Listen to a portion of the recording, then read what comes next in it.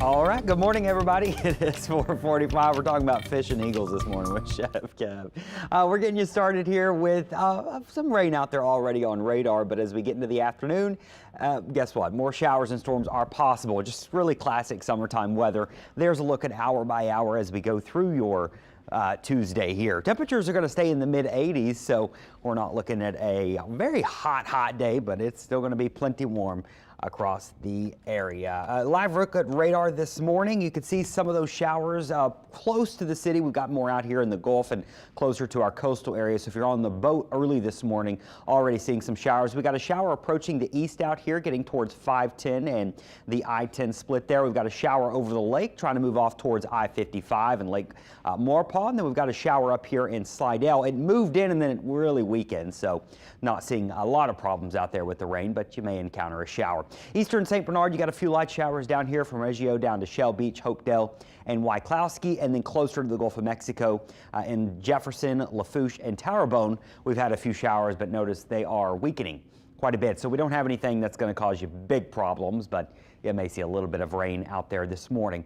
As we go through the day, watch what happens. Some showers this morning. We get towards the 6, 7 a.m. hours. Still a few showers, not a complete washout. And then this afternoon, just some pop-up storms. Shouldn't be a major issue. I have rain chances at about 40% on average. And then as we get into this evening, of course, it will rain itself out. We lose the energy from the sun, and tonight looks mostly quiet. So this is classic stuff. Have you noticed the past couple of days, some of these storms have producing hail?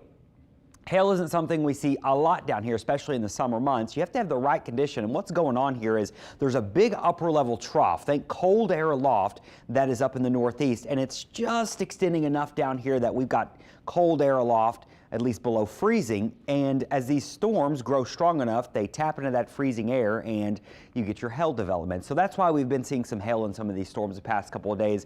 We've got some colder than normal air aloft. Now this is not going to last much longer. As we go into tomorrow and Thursday, we start to see that trough of low pressure pull away, the ridge building. And remember, whenever a ridge starts to build in the summer, buckle up. It is about to get hot and it is going to start to feel like a real summer. And I know it's been plenty warm, but we're talking some of our hottest weather so far this year is about to enter the forecast. You can see probably the worst of it over Texas and Mexico, but we will be close enough here in Louisiana that we are definitely going to get on that hot weather.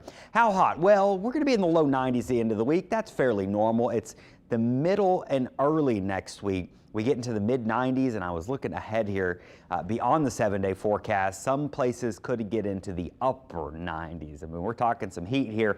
And your heat index value, the humidity is steadily increasing. So it's each day going to feel a little hotter, from the low 90s today to the mid 90s tomorrow to the upper 90s on Thursday. And then, yes, it's going to start to feel like that century mark as we get into the weekend, and the next week heat index value should be well over 100 as we have the humidity and we have the mid 90s. So as I say, summer, it is here and it's only going to get hotter. Out in the tropics, by the way, we are tracking this area of low pressure near the Azores. Has a low chance of trying to become something subtropical. Remember, this is way on out here. That's Spain and Portugal, so this is not going to be an issue for the U.S.